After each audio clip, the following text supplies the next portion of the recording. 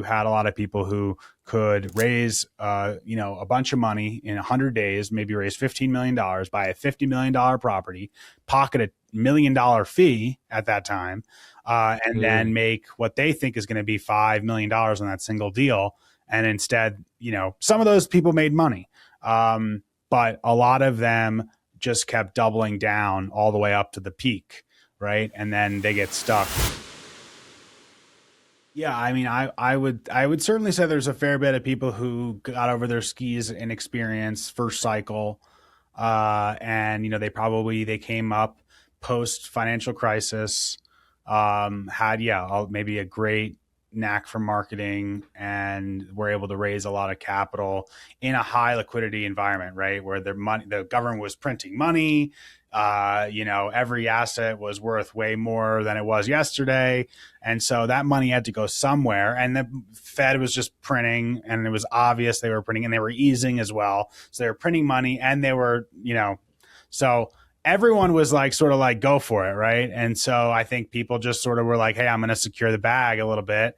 And they went for it, not really thinking about what the consequences would be if real estate didn't perform well. And I think a lot of the education perhaps in the space is, real estate never loses money.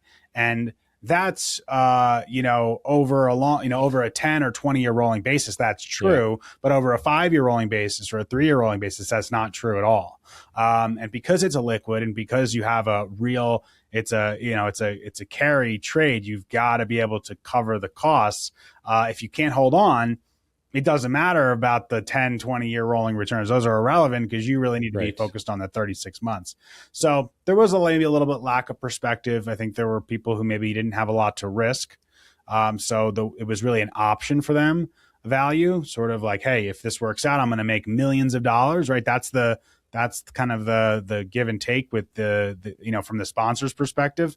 It's not a good incentive that this, that environment creates, but because of the environment that we were in, you had a lot of people who could raise, a bunch of money in 100 days, maybe raise $15 million, buy a $50 million property, pocket $1 million fee at that time, and then make what they think is going to be $5 million on that single deal.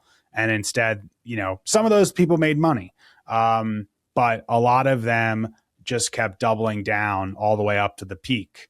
Right. And then they get stuck in the peak, paying the highest prices, and being in the worst possible position. So yes, I would say that we definitely are seeing a lot of opportunity because of that, but it's not 100% just inexperienced sponsors. I would say that there are a lot of sponsors who bought with agency financing and were, they weren't able to execute the value add.